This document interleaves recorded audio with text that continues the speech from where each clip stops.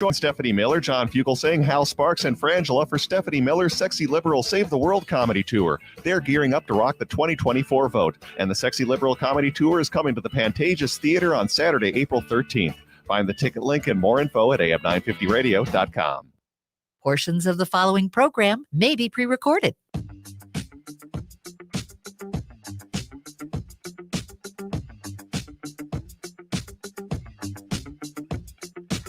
Broadcasting live from AM 950, the progressive voice of Minnesota, and in the evenings on WCPT 820 Chicago's Progressive Talk. It is the Matt McNeil Show. Matt and Patrick here today, guest free for the entire 2 hours. So, hello. I have no idea. Patrick, how are you completely out of your NCAA bracket already? Not yet. Duquesne did upset BYU. That was kind of not the most shocking thing that ever happened, that it was an 11 over a 6. Someone picked that game. Thank you very much. I've told you the story about why I'm never going to win this tournament again. I think it was the first year I filled out a bracket.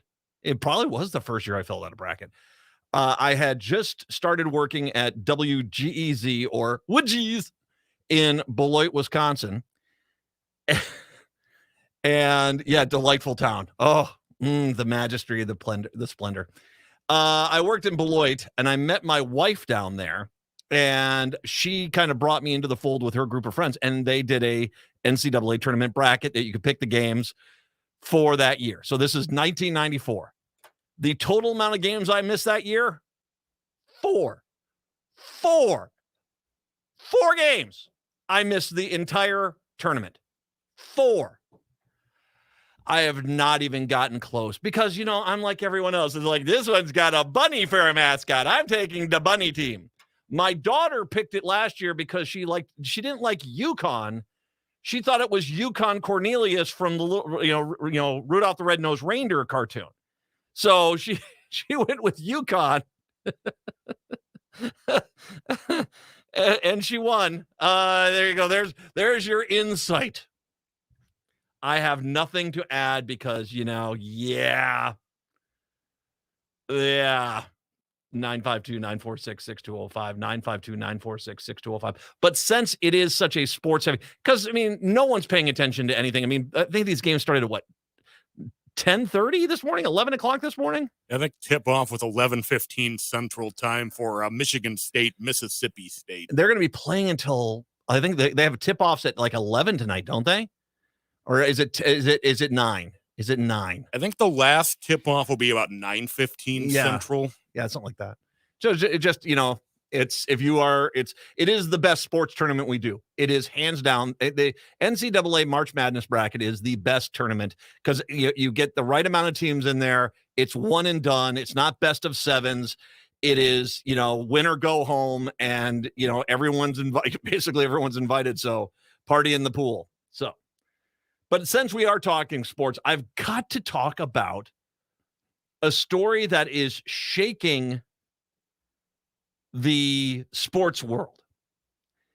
And it has to do with gambling and the MLB's biggest superstar, Shohei Ohtani, over at the LA Dodgers. They're playing games. These games count that they're playing in Korea right now? Yep. With the Padres and the Dodgers? Yep, those 2 games were regular season games. Who doesn't love March baseball? Yeah. Ohtani's longtime interpreter and friend, Ippei Mizuhara was fired by the Dodgers after being reported to have stolen millions of dollars from the two-way phenomenon to cover his gambling debts. Not Ohtani's gambling debts, Mizuhara's gambling debts. The story stunned the baseball world, but it's not as cut and dry as that. ESPN laid out it was clearly a bizarre situation behind the scenes, all centered around the claim that Ohtani had agreed to initially cover Mizuhara's debts. An Ohtani spokesman reportedly claimed to be the case to ESPN, only to reverse course one day later. They'd actually done, I guess, an interview with Mizuhara, and he had basically said, yes, this was my gambling problem, and Ohtani was playing the debts. Someone must have realized, oh, yeah, this is a big no-no. You can't be, because there is, in California, gambling is still illegal. You cannot bet on sports games. There's an illegal bookie in the Los Angeles area that's been investigated, and when they started doing investigation, they were kind of stunned to find Ohtani's name on payments and stuff like this. And they're like, okay, what's going on here? That's when supposedly, and I say supposedly because this is a possibility. You can't say for sure what's really going on here. His interpreter said he's got the gambling problem and that Ohtani was helping to cover his gambling expenses. That basically Major League Baseball players are allowed to gamble on sports that are not baseball, but not through illegal means. ESPN cited sources in the gaming operation that claimed Boyer dealt directly with this is the guy that was the bookie was directly with Muzahara for bets on soccer and other non-baseball sports. In the interest of clarity, the story is they go through the story of these two. Mizahara had allegedly been in 2021. He'd been allegedly placing bets on DraftKings. Meets Matthew Boyer, a bookmaker at a poker game in San Diego. He later claimed to have believed it was legal to place bets with Boyer, which he supposedly did a lot. Bank records show Ohtani's name on two $500,000 wire transfers sent to Associated Bowyers, Bowyers, The description section of the transaction read loan. One ESPN source claims that Boyer allowed people to believe Ohtani was a client to help his business. So the bookie, who I guess we can say is not exactly probably to be believed, was telling people Ohtani is the guy I'm dealing with. Muzahara later claims the deal was done. This was done after Ohtani agreed to cover $4.5 million of his gambling debts. Ohtani allegedly wasn't happy, but said he would help to make sure Mizahara wouldn't do it again. Ohtani was also said to have logged onto his own computer and sent the wires under Muzahara's supervision. Asked why Ohtani didn't simply give him the money instead of paying Boyer associate directly, Mizahara said Ohtani didn't trust him with money. He didn't want me to gamble it away, Mizahara said. Mizahara told Ohtani that he'd pay him back. In October of last year, Boyer's house was raided. Search warrants, inventory showing agencies, cash, casino chips, banking documents, and plenty of other things. Ohtani basically gets a contract 2 months later with the LA Dodgers, 10 years, $700 million deal with the Dollars that defers $680 million to be paid after the life of the contract. Those same federal authorities learned that Ohtani's name is on wire payments to the illegal bookie. ESPN gets wind of the story on March 19th. That's on Tuesday of this week.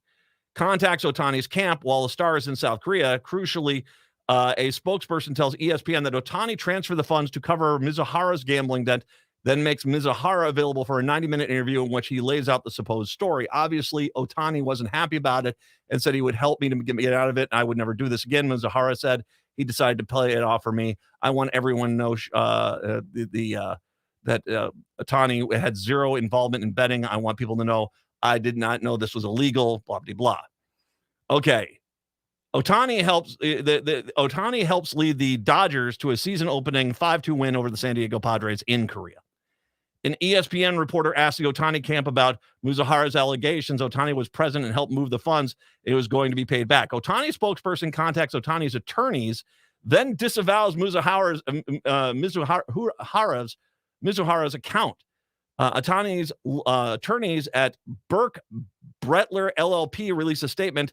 In the course of responding to recent media inquiries, we discovered that Ohtani has been with the victim of a massive theft, and they're turning the matter over to the authorities. Mizahara agrees with another interview with ESPN, but says he was told he could not comment. When asked if he was been accused of theft, he declines to say who told him that. Mizahara then recants his story, claiming that Ohtani had no knowledge of his gambling activities or debts. The story then broke by the LA Times, which received this statement, and Muzahara then is fired. That all happened on the 20th. Following the Dodgers' 15-11 loss to the Padres, Ohtani is guarded at his locker by team PR officials, leaves the locker room without speaking to reporters.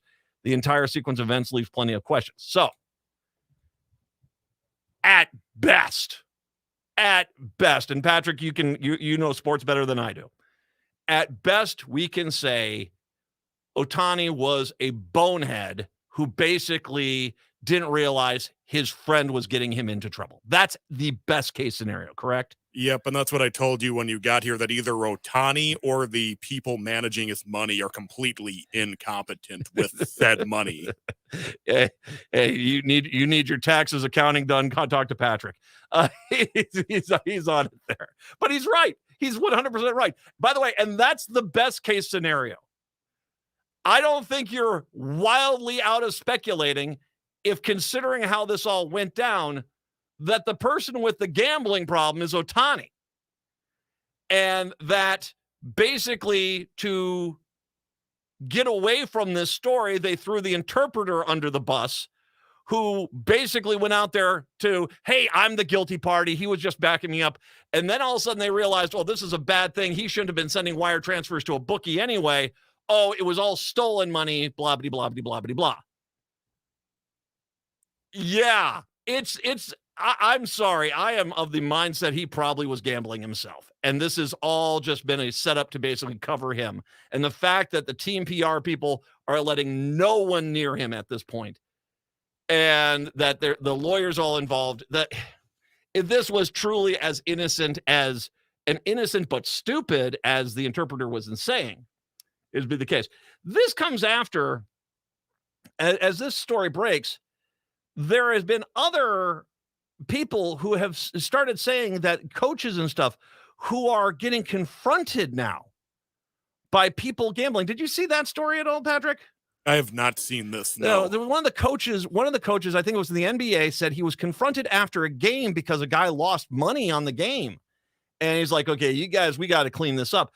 And as well, you've got people who are approaching athletes now. Back when I was a kid, when the only thing you saw about gambling on a sports broadcast was on the preview of a game, they'd say, hey, the Bears are going to be the Vikings by 3. That's the favorite. What's your thought on the game? That's all you would hear about. Now all sports broadcasting is the over under, how many points, how many yards will they throw for, how many baskets, how many threes, all these things, because the gambling industry is out of control. It is my guess that at least 5% of all athletes are actively gambling.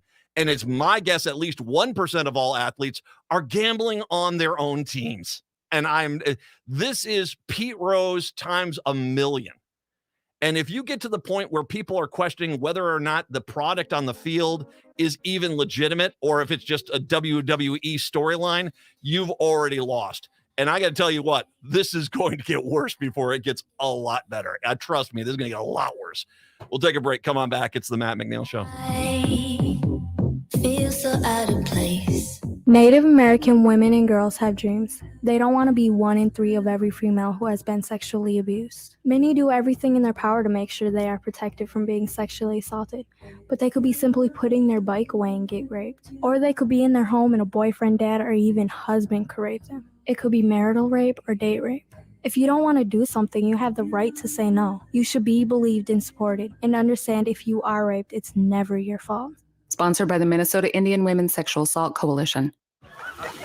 Whether enjoying beauty outdoors or from a room with a view and a fireplace, it's easy to create winter magic in Minnesota. Spend the day trekking through the freshly fallen snow or get in your steps while enjoying some of the best shopping in the country. Either way, Minnesota's food scene keeps you properly fueled for the winter adventure at hand. Get our free monthly travel newsletter and plan your dream trip at exploreminnesota.com. Sponsored by Explore Minnesota Tourism, aired by the Minnesota Broadcasters Association and this station. The vehicle for the Minnesota family is the Toyota Sienna, and the best place to get one is Rudy Luther Toyota in Golden Valley. That's not an opinion, that's a fact. I have 3 kids, and the Sienna hauls all your kids' sports and school gear easily. I can attest they're the safest vehicles, trust me, protecting your most valuable cargo. They're the perfect vehicle for the spring break or summer road trip, and the hybrid model is insanely fuel efficient. And Rudy Luther Toyota has a great selection of new and certified pre-owned Siennas. Get one today. It's my highest recommendation. Rudy Luther Toyota, west of Minneapolis on 394.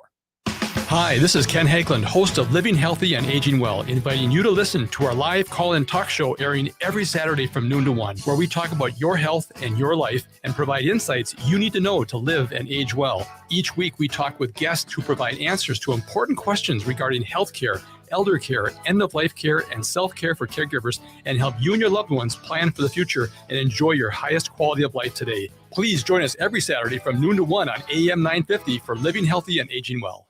Hi, my name is Kathy from Minnesota Recovery Connection. And I'm Erin with Minnesota Recovery Connection. We'd like you to listen to our show, Redefining Recovery, a Recovery Revolution. It is on Saturdays at 10 a.m. on AM 950. On the show, we discuss topics about addiction, understanding substance use disorder, the many pathways to recovery, and finding your personal journey. Listen to Redefining Recovery Saturdays at 10 a.m. and find our podcast on your favorite app. Greg Bakken here. Like you, I love good, fresh, delicious food. So I want to tell you about this treasure in Roseville called Maverick's Real Roast Beef. Maverick's has the best roast beef sandwiches I've ever had. Made fresh, every order. Add fries or onion rings dropped in the fryer when ordered, and you have a winning combination. Maverick's Real Roast Beef has a lot more than roast beef, so check out their website, mavericksbeef.com, or check out their restaurant on Lexington in Roseville. There's a space in my heart when it all comes crashing down. Anytime I hear your name, I'm public. It is the Matt McNeil Show on your Thursday. Good to have you with us today. 952-946-6205. Yeah, no, I mean, this is why Pete Rose was thrown out of baseball. I mean, he was managing his games and he was betting on his own games. And if you, all right, a quick little thing. I didn't want to spend much more time on this, but if I may. You go to Vegas, and have you ever gone out there and you've seen those massive casinos? All those stuff, all the bells and whistles, all the shiny, baubles and all that stuff that they have all over that place?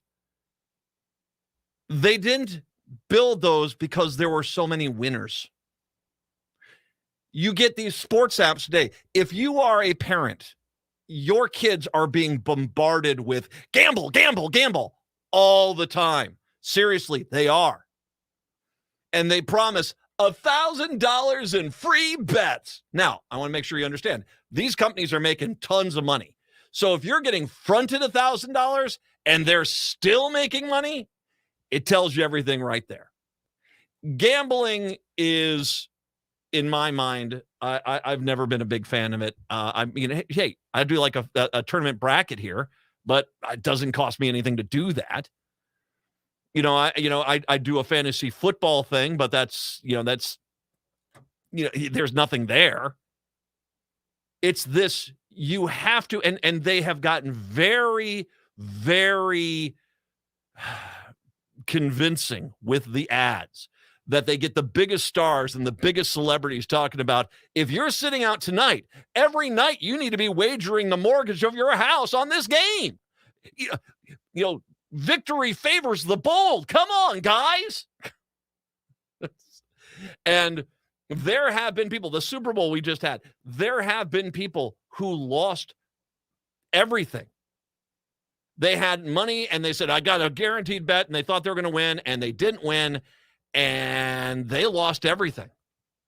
Far more people lost than won. That's how the system works. So you need to keep that in perspective. The system is already tilted against you. So if 5% of all athletes are all gambling, how many of them suck at it and are in tremendous amount of debt, who keep getting convinced, well, maybe you should put some money on a game tonight, and maybe you'll make some of your money back. And eventually it gets to a point where the bookie looks at you and says, here's the deal. I'll forgive all your debts, but here's what's going to happen. There are going to be 5 games in the upcoming season that when you're playing, you're going to drop that ball. You're going to strike out instead of get a hit. There are going to be times where you are going to miss that 3-pointer. You're going to miss that slap shot, or if you're a goalie, you're going to let that goal in.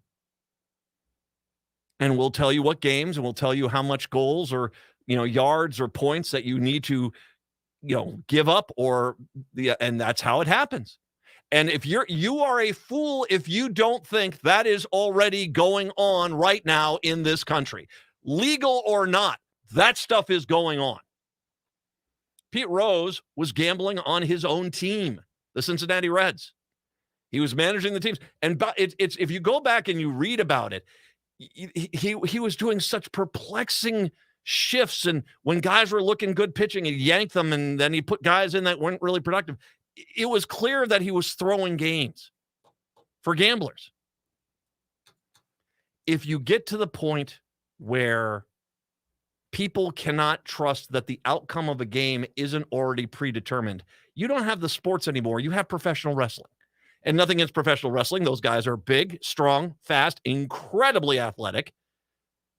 But they're a soap opera in tights. It's a script. It's a script. And this is why back in 1918 or 1919, the Black Sox scandal, they basically cracked down on baseball overall because they realized something, that someone can take drugs. Someone can drug themselves out of their mind. And it's not ideal and it's not good and you don't want that. But really, that doesn't help the team win or lose per se. It just mainly hurts the player. If the game itself is in question, then you've lost every bit of credibility. And to give, I'll look particularly at Major League Baseball. I'll look at you clowns and say, you guys opened the door for this. You caught the Houston Astros red-handed cheating at the World Series. They won their World Series cheating. They cheated. You caught them red-handed doing it. And you didn't strip them of the title. You didn't strip them of this. You basically gave them the stern finger wag of, oh boy, but enjoy your victory parade and celebration. In 20 years, they'll still celebrate that World Series title. In 30 years, they'll still celebrate that World Series title. You should have stripped them from that and gotten rid of it because you caught them red-handed cheating. They were stealing signals. Same with the Boston Red Sox. You caught them red-handed cheating. And you didn't do what you needed to do. You basically made the point that some cheating is okay. And so you can't criticize anyone because you yourselves have already forfeited the ability to say there's integrity within your sport. This is going to, trust me, this is the beginning. This is the beginning. I guarantee you we are on the precipice of hearing of athlete after athlete after athlete. Oh, they were caught gambling. They were caught gambling. They were caught gambling. And the problem is going to be is this. You think that ESPN and Fox Sports Network and NBC Sports, you think any of these sports networks, considering how much money they make from the gambling apps and Vegas, you think for 1 second they're going to take the side of the leagues and the athletes? Or are they going to take the side of the gamblers? Of course they're going to take the side of the gamblers. They are printing freaking money. And what this boils down to is that we are teaching a society. We are teaching, particularly, like I said, late millennials, Generation Z, the amount of money that is spent directly marketing to those people.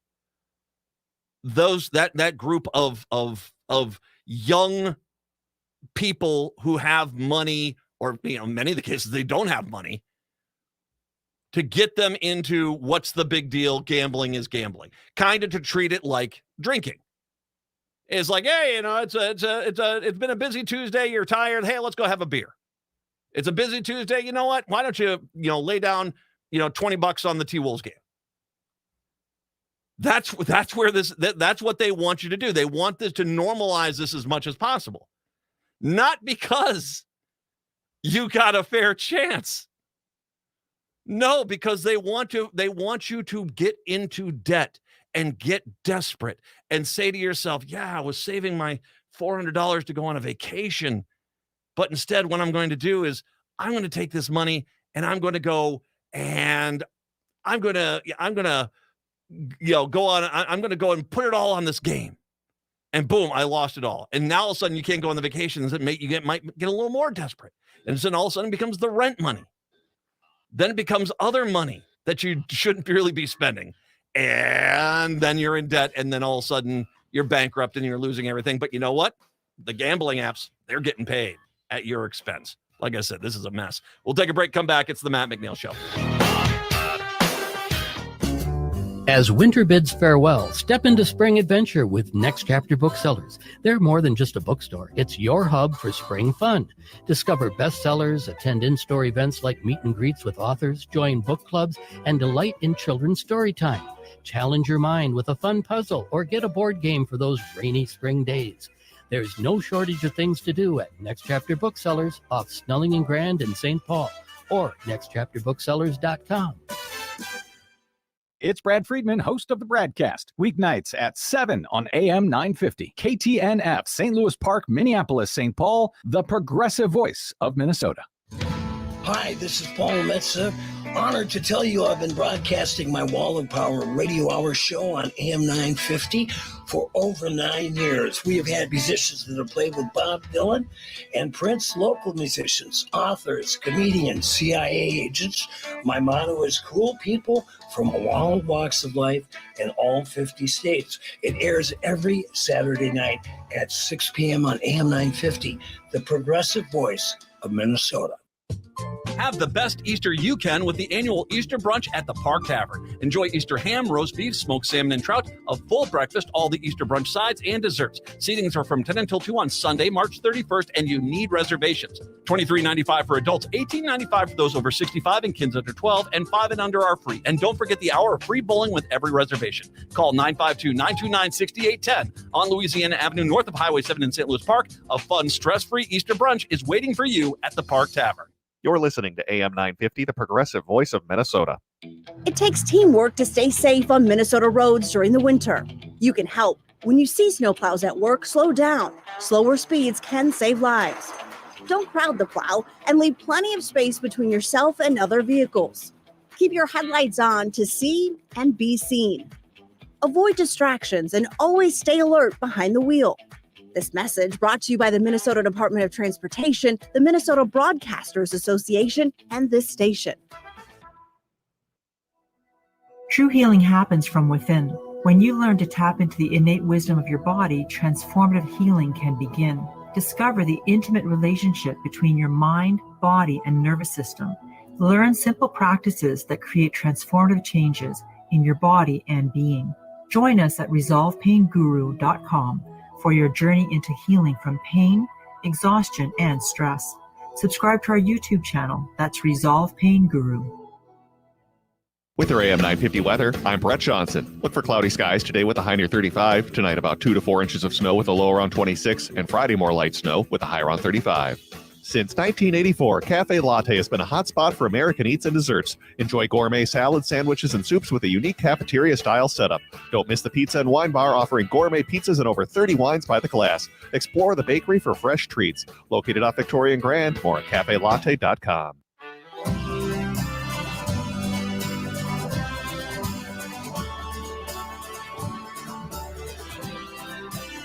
Broadcasting in the evening on WCPT 820, Chicago's Progressive Talk, and in the afternoons here on AM 950, the Progressive Voice of Minnesota. It is the Matt McNeil Show.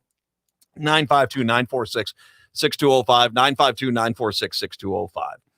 952-946-6205. So in case you have missed it, the Republicans have brought forth a budget, which is a mess. So the thing which is funny is when this was initially reported, it was like the House Republicans bringing forth the budget to try to get the government to stay open. And I was waiting for the other shoe to drop because they didn't really. I mean, funny when those initial stories came out, it's like people haven't seen the budget yet, but it's like, oh, okay. Well, we now know what's in this budget bill. Which reminder, I want to remind everyone out there that you know how Republicans when they are not in power, they get upset and they say, why are we putting policy into budget bills? You shouldn't be doing that. Well, get ready to take a trip on the USS policy bill. Holy God. A large majority of the House Republicans released a budget proposal on Wednesday endorsing legislation that would threaten to make in vitro fertilization illegal nationwide. That's right. Women, they're sticking their nose in your business. The move is stunning turnabout after most of the party spends week voicing support for in vitro fertilization following the controversial Alabama Supreme Court ruling that led providers in the state to halt the procedure. The Republican Study Committee, an influential group that comprises nearly 80% of the House Republicans, released its budget for fiscal year 2025 and backed the Life at Conception Act. The legislation would grant full legal rights to embryos in the moment of fertilization, the same logic employed by the Alabama justices who effectively outlawed IVF in the state. The Senate version of the bill had to carve out to protect IVF, but the House version did not, meaning access to IVF would be vulnerable to restrictions if it were enacted. That's right. They think a frozen bomb pop of an individual is a living, breathing human being.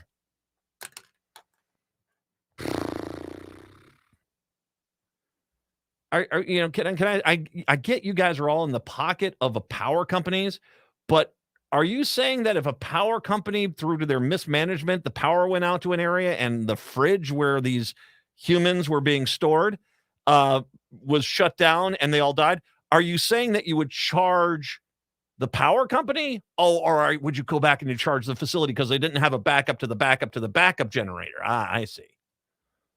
We have to protect these innocent power companies. Many of the 120 House Republicans who are, 120. This is an anti-in vitro fertilization bill. Many of the 120 House Republican co-sponsors of the Life at Conception Act. This is not a fringe part of their caucus. Over half of their body in the House is endorsing making in vitro fertilization illegal. They have been reticent to discuss their thoughts on IVF since the Alabama ruling and the national outrage that followed. The National Republican Senatorial Committee urged members last month to clearly state their support for IVF and publicly oppose any efforts to restrict access, said Senator Katie Britt. Said the same in her response to President Joe Biden's State of the Union address. Sorry.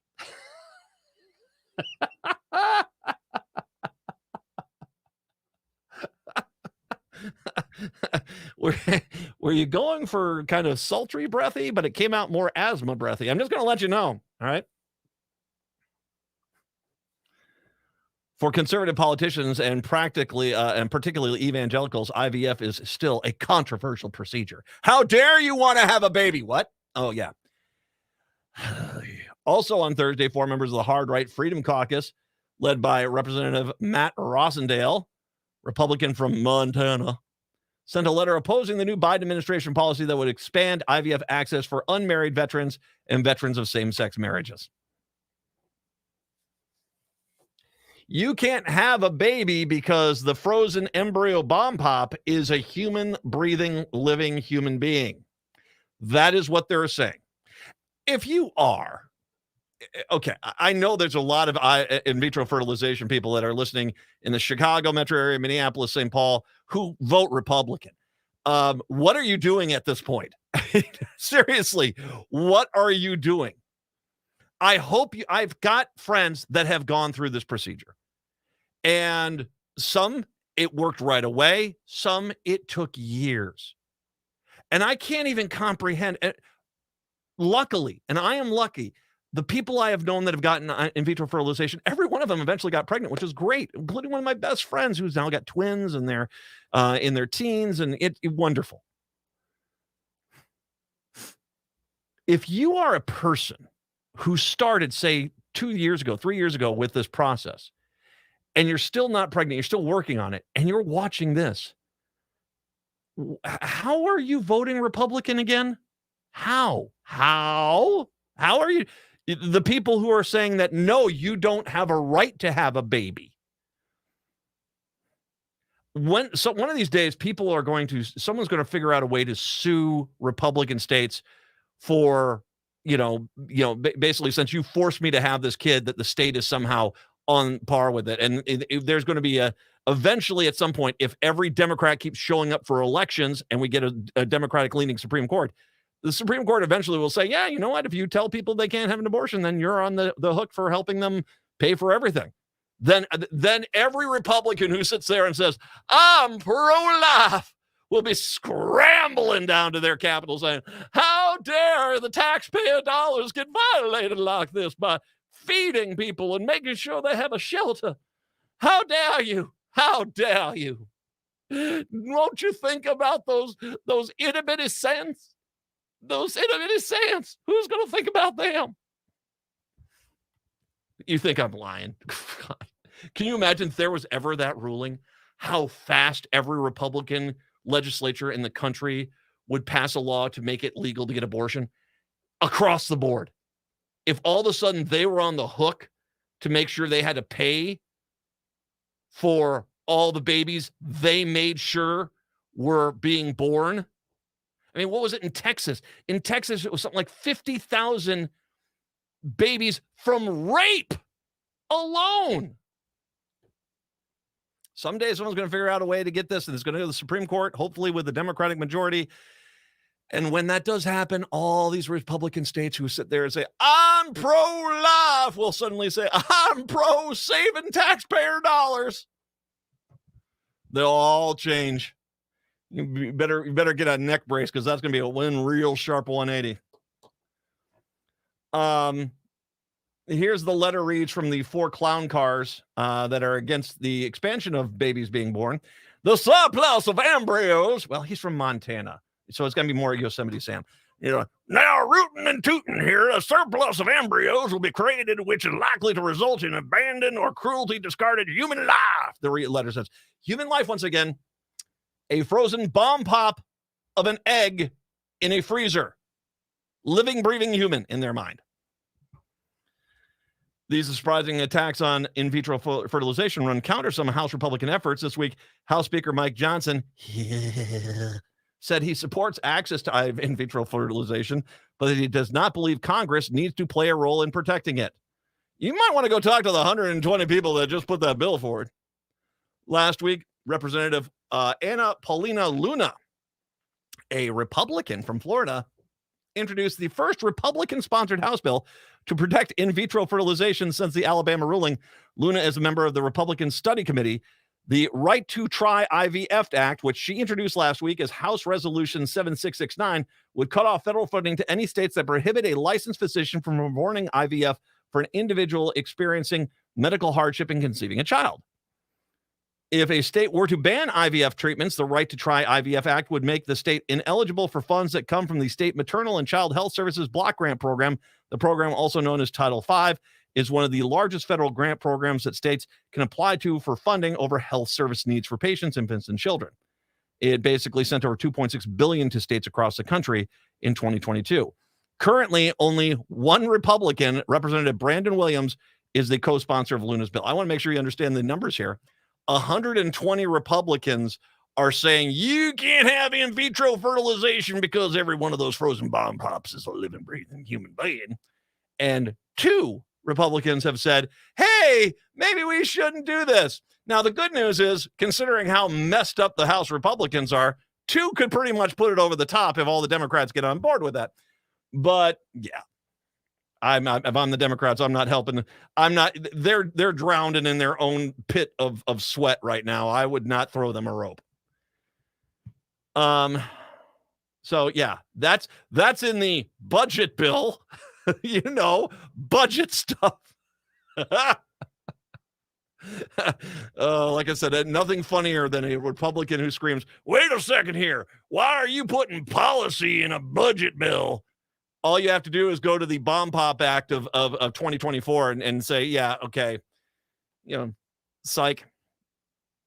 Also, I should mention here, let's look at the actual budget stuff of this bill. The Republican Study Committee released the proposed 2025 budget, which would take an axe to major elements of social safety net, healthcare system, and civil rights while affecting nearly every American, either now or in their future, calling it the Fiscal Sanity to Save America Act.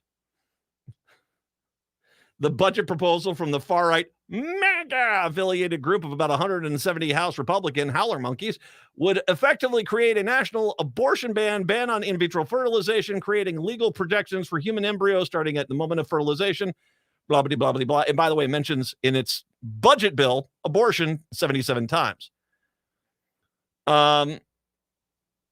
The bill was blasted by the Republican Study Committee. Today a group comprising 80% of Republicans in Congress explicitly endorsed a far-right bill that would impose national abortion ban. Just now, 80% of Republican Congress called out for raising retirement age and trying Social Security to life expectancy. The new budget also calls for converting Medicare to premium support model, echoing the proposal that Republican former Speaker Paul Ryan had rallied support for. Under the new RCSC plan, traditional Medicare would compete with private plans, and beneficiaries would be given subsidies to shop for the policies of their choice. The size of the subsidies would be pegged to the average premium or second lowest price in a particular market, the budget said. So all this is going to cost you is raising the retirement age of Social Security, tying Social Security to life expectancy. So basically, say the life expectancy is 82, but you live to 90. Guess what? Those last 10 years, I hope you know how to camp. Do you like campfires? Oh, they warm the soul, because the Republicans have none. They basically, they want you to work till you die, and you're not going to get any Medicare. This is their budget plan. The award-winning journalist Lori Garrett observes the Republican Study Committee's budget cuts $1.5 trillion from Social Security, raises Medicare costs, and cuts caps on pharma fees. So basically, you have to pay more for drugs. Cuts Medicaid, the Affordable Care Act, and Children's Health Insurance Program by $4.5 trillion over 10 years. Creates $5.5 trillion in tax cuts for the rich and corporations. That's still in there. Oh, don't worry about that. Tax cuts, $5.5 trillion for the richest people in the biggest corporations, eliminates all clean energy tax incentives, and raises Social Security retirement age to 69. Hello. U.S. Representative James Schakowsky, the Democrat from Illinois. Social Security is not an entitlement Americans pay into the program with each and every paycheck. Raising the Social Security retirement age is yet another way to extremists in the GOP trying to take away your hard-earned money. And that's all they're doing. They're trying to get that ball of money and put it into their pockets of the wealthy people. The MAGA GOP's three-point plan: raise the retirement age, cut Social Security, line the pockets of billionaires. Democrats are going to stop them. I want to remind everyone, and if any Republican ever tells you, well, we got a budget deficit, say, yeah, you caused this with the Trump-era tax cuts. And all you have to do is undo them. And that will actually pick up the deficit dramatically. And they'll look at you like, well, we can't do that, but you can. And you see, this is the great trick. They have convinced all of us they can't touch that. They could just undo the Trump-era tax cuts and budget problem averted. But yeah, they're not going to. Hey, no, we got to give up everything. Vote, for God's sakes. We'll take a break. It's the Matt McNeil Show. Hi, this is Frank Brown, owner of Minuteman Press Uptown, Minnesota's only minority-owned union printing company. We have big news. We've moved to North Minneapolis. Why did you move? As a Black business owner, I wanted to be part of the North Minneapolis community to provide jobs. Are there other reasons you moved there? We have bigger new equipment and outgrew the other location. What kind of new equipment do you have? We have new equipment that allows us to print quality signage and banners. We also have a new inkjet printer, printing larger sheets, improving production efficiencies. Is the new location easy to find? It's not only easy to find, it's more convenient with plenty of parking.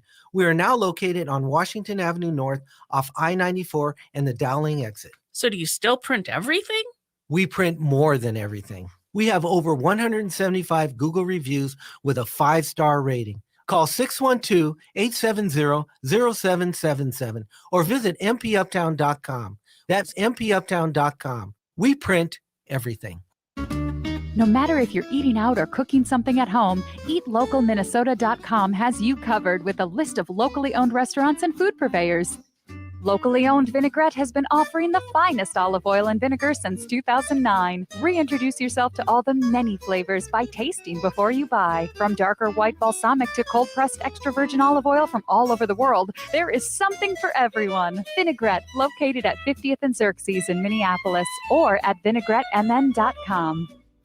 The Park Tavern is your go-to destination for fun. Enjoy the fantastic food like their pizzas, burgers, and sandwiches, the best bowling in Minnesota, their wildly popular outdoor patio, great drink specials, all the big games on their numerous screens, and it's the perfect place for your next private event, even large gatherings for over 200. The Park Tavern is your go-to destination for everyone. Have fun at the Park Tavern, Louisiana Avenue, north of Highway 7 in St. Louis Park.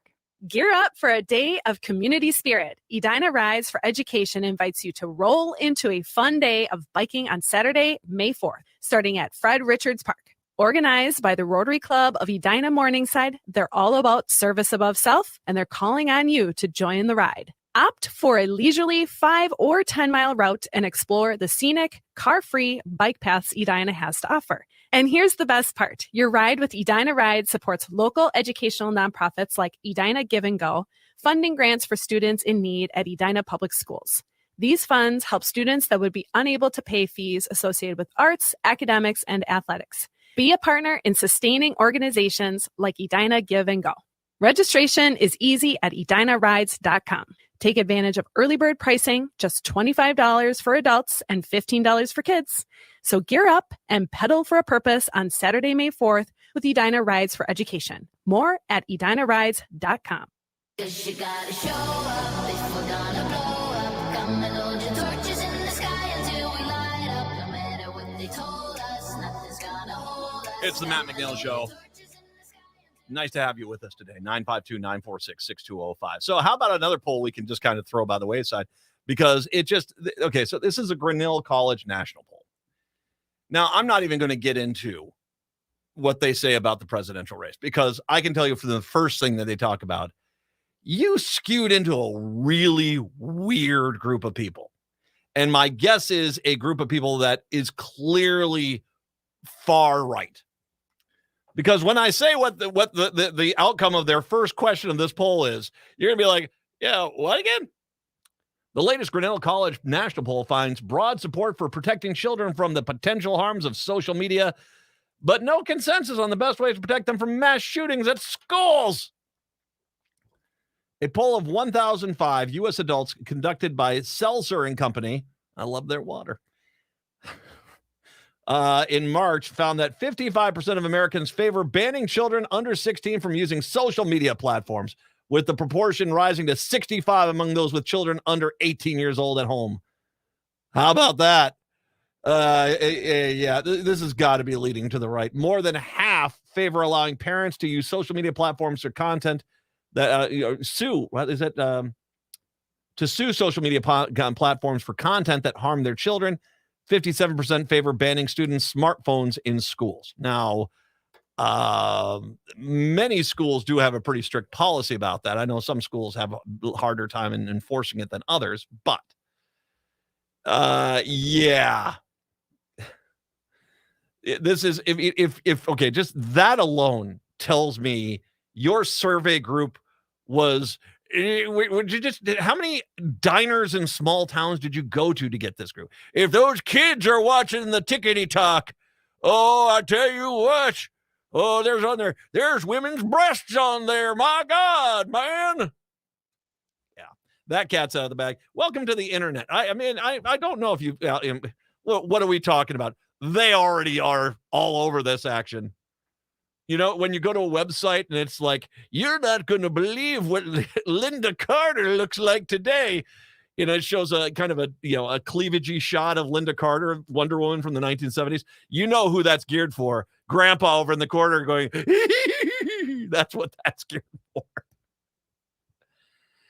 All right. So Carla Erickson, professor of sociology at Grinnell College, says the so-called techlash against the power of social media platforms has been a topic of conversation among sociologists, but researchers have seen few people willing to change their individual behaviors. It's striking that there is a majority support for all three of these proposals, and it helps to explain why legislation to ban TikTok passed by the House of Representatives is so easy. Bipartisan support for suing tech companies for harm to kids is especially notable, given that Democrats and Republicans usually feel different about corporate responsibility. Well, okay, corporate responsibility. How about the responsibility of being a parent?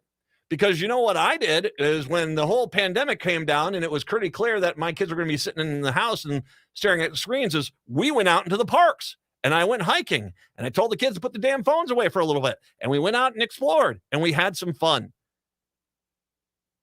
One of the things I get upset about as a parent is stuff like this, where there's the feeling of the parents want to wash their hands of the responsibility of being a parent. You see this often when they say, we should be teaching the Bible in school. Dude, you want the Bible, for goodness sakes. Pretty much every church in America is open at least 3 or 4 days a week. Many churches have constant programs where you can go for all day on Sunday, all day on Saturday if you want. They have events every weeknight. They have daycares. They have exercise classes. You want God in your kid's life? Well, then man up, woman up, parent up, and go and take your kid to the church. Do not expect the public school system to do that for you because you're too damn lazy on a Sunday morning to get out of your bed or stop watching NFL football and take your kid to church. That's on you. And that's kind of like this. You're having a trouble with your kid on social media. Well, unless your kid's paying the social media, but my God, do you know how many tools and tactics I got on my phone that if I wanted to shut down my kids' internet access, I could do it in a heartbeat? This is just be a parent, for goodness sakes. This is why it leads me to believe. And by the way, most parents do know this. This is why I believe this is, the blue hair special that we went out to. Yeah, we're at the nursing home taking an inventory. When are we going to have Harold Lloyd Day? Yeah, okay. There's like one person that just got that show. Patrick's even looking at me like, who the hell's Harold Lloyd, man? Never mind. Silent film actor. Okay, off you go. All right. It's especially surprising that more than half Americans support banning smartphones from school, a measure that would inconvenience many parents on a daily basis. What isn't surprising is those measures are much less favored by Americans under 35 whom grew up with smartphones. By contrast, the poll found no consensus on policies aimed at reducing the number of students killed in school shootings. So make sure we understand this. The school shootings for these people are not the problem. Someone posting about the school shooting on TikTok, that's the problem. This poll is so damn screwed up, it's hard to even comprehend. Because the second I said that, y'all are like, yeah, that's pretty stupid. Exactly. Yeah, the school shootings, what are we going to do about that? But someone's talking about how scared they are about being shot at school on Instagram. We got to shut that down. Respondents were asked if any of 5 proposed policies would be effective at reducing the number of students killed in schools, hiring armed guards, arming teachers, raising the age to purchase firearms to 21, banning assault rifles, or criminally charging parents of school shooters for negligence. None of the policies was rated as a majority of respondents as likely to be very effective. What? Oh, I guarantee you if you put those 5 policies into place, they'd be pretty damn effective. As a society, we can't reach agreement on what we should do to keep our kids safe from mass shootings in school. Democrats are skeptical that arming school staff will protect kids. Well, that's not because we're skeptical. It's because we've had multiple school shootings with armed guards at the schools, and it didn't do a damn thing to stop them. It didn't do a damn thing to stop them. Because you know why? When someone who has intent and they've got a weapon that can fire off 20 rounds in 5 seconds, you with your 6-shooter, you're outgunned. And that's just the reality. And no, we shouldn't be putting up battle turrets in every elementary school in the country. That is, so just ignore the rest of the poll. The fact that that's how that came out tells you the rest of the poll is just pure garbage as well, too. Because that makes no damn sense. Chicago, have a good one. We'll talk to you on a Friday. Minneapolis, St. Paul, Hour 2 up next.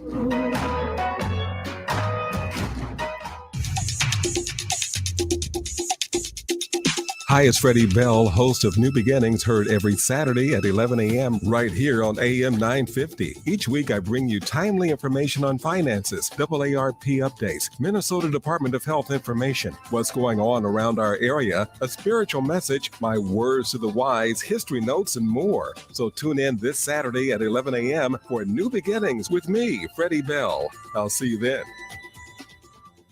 Experiencing an injury or illness? Wondering if you'll be able to keep your job or when you can return to work? The Minnesota Retain program may be able to help. Participants may qualify for free support from experts who can guide you through the next steps to get you back to work quickly and safely. Visit mnretain.com or call 507-284-4537 to learn more. Minnesota Retain is fully funded under a grant awarded by the U.S. Department of Labor and the Social Security Administration. This message is brought to you by Minnesota Retain, this station, and the Minnesota Broadcasters Association. Come see the Trained Chimp. It's the Matt McNeil Show, 3 to 5 p.m. weekday afternoons, right here on AM 950 KTNF, St. Louis Park, Minneapolis, St. Paul. AP News. I'm Ed Donahue. Another record today on Wall Street. Stocks moved higher off yesterday's announcement on interest rates. Chip makers led the surge today on Wall Street.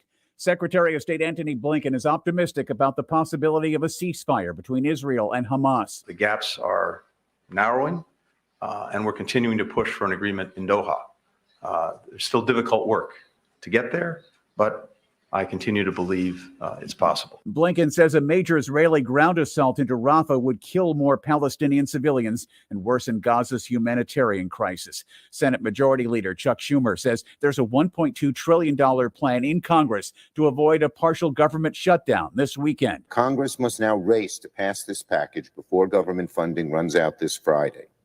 Once the House acts, the Senate will need bipartisan cooperation to pass it before Friday's deadline and avoid a shutdown. Rick Slayman from Weymouth, Massachusetts is the first person to receive a genetically modified pig kidney. He's at Boston's Massachusetts General Hospital. He could get out of the hospital soon. Dr. Leonard Rela at Mass General hopes dialysis would become obsolete. Dialysis will be like a ventilator for a patient with respiratory failure.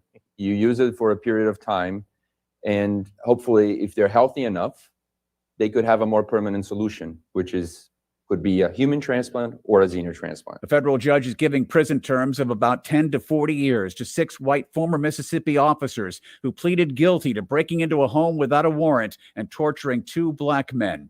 It's the first upset of the men's college basketball March Madness. Duquesne and their retiring coach, Keith Dambrot, beat BYU. I just think that the more times you're put into those positions, the more you respond. And it also says a lot about just how tough of guys these guys are. Dambrot says he is trying to retire, but they keep winning. This is AP News.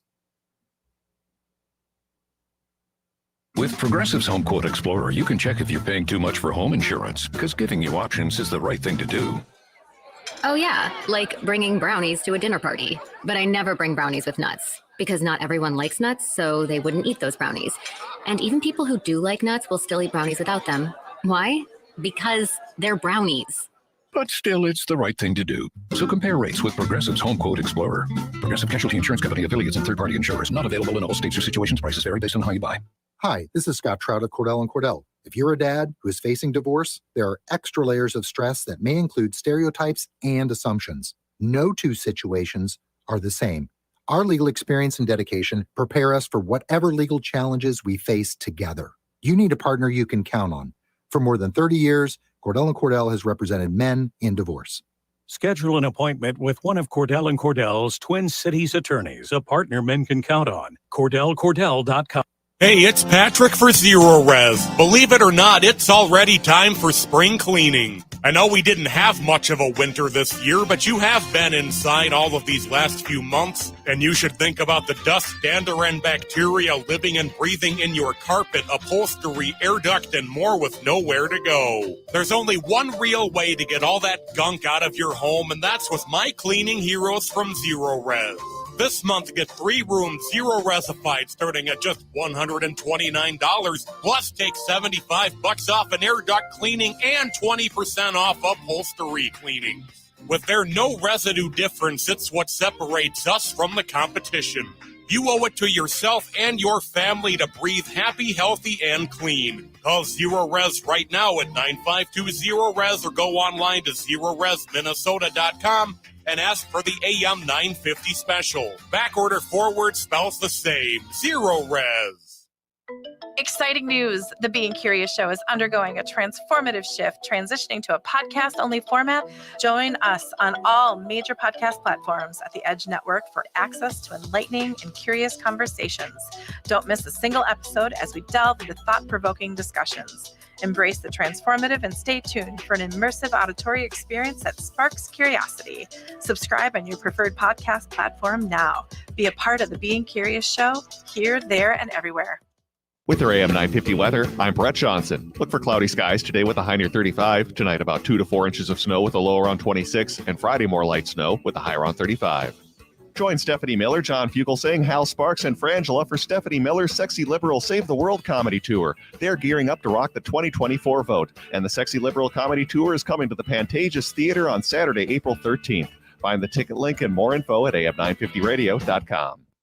Portions of the following program may be pre-recorded. Hour number 2 of the show here on a Thursday. Good to have you with us today, Matt and Patrick. Once again, guest-free for the rest of this hour. But I will say we are also at some point today, on this show today, I got a pair of tickets to Stephanie Miller's Sexy Liberal Save the World comedy tour with special guests John Fugelsang, Hal Sparks, Frangela, and I might know something else. I'm not saying anything. Pantages Theater, Saturday, April 13th is when this is happening. It is going to be a hoot. You can get yourself a pair of tickets. Just listen for the chance to call in. Not now. Do not harass Patrick. But we'll give you time to call in. And at that point, call in. Get yourself a pair of tickets. Stephanie Miller's Sexy Liberal Save the World comedy tour. And she is joining us on the show tomorrow, by the way. She is joining us on the show to begin the show tomorrow in the 3 o'clock hour. We are looking forward to chatting with her. I haven't chatted with the delightful Miss M in a while. So it's always going to be, I just love her. I love her. She's fantastic. And Fugelsang, my man crush. Yay. I've never met Hal Sparks. He makes me laugh pretty much. And Frangela's fantastic. I've met them before. Fantastic. Yeah, looking forward to this. So listen for your chance to call in and win tickets. So, Patrick, we need to talk weather here really quick because this morning I woke up and people were saying, oh, yeah, we're going to have an inch of snow by the end of the day today. We haven't had any snow today. We had a few flakes falling, but nothing major. Nothing, anything outside of just, what you'd call a flurry. Yeah, I think the snow is supposed to be an overnight event. That's what I've seen this entire time. I hadn't even seen anything suggesting that, your evening commute might be a pain in the butt to get home. It sounds like it's going to be mostly an overnight event. 1 inch in the next 6 hours, 2 total inches in the next 12, and that's it. And this one's a quick one. The one this weekend is the one. I'm looking at the Weather Channel app here. All right, and I'm gonna. So here is the magical time. Okay, so it starts Sunday. And by the way, this has changed so freaking dramatically every time I've looked at it. Because at one point earlier today, they were pegging us for 24 inches of snow in the metro. And I'm like, really? Snow accumulating during the day on Sunday, 3 to 5 inches. Sunday night is going to be 5 to 8 inches of snow in the metro. My guess is going to be a lot of schools are going to be remote learning on Monday.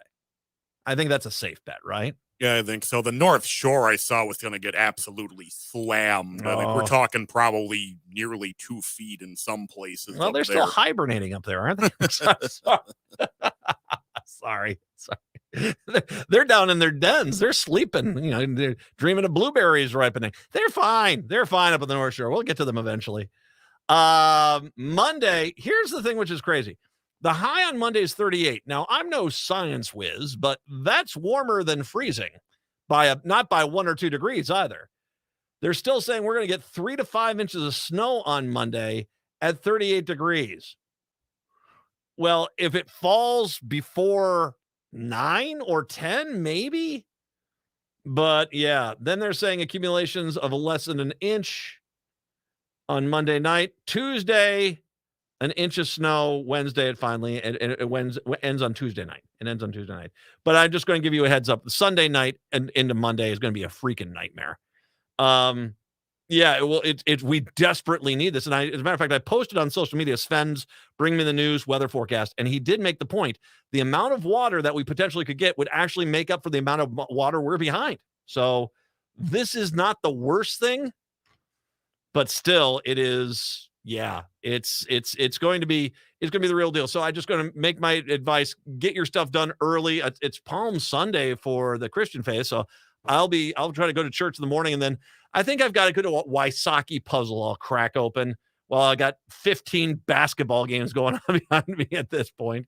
Listen, maybe I'll listen to the Twins get absolutely throttled again in a spring training game. That's always just a delight. Sports in Minnesota. There's no regrets at all. Hey, two other quick stories here. I got to give. Biden is on. I'll tell you what. I think it's somewhat stupid that Comer and Jordan want to invite him to testify at the House, which they're asking him to do so. They're not demanding. They're not subpoenaing him. They don't have a crime. They could. They want to ask him though. He's not going to go. You would be a fool to have this guy come in right now because he is focused and he's in campaign mode.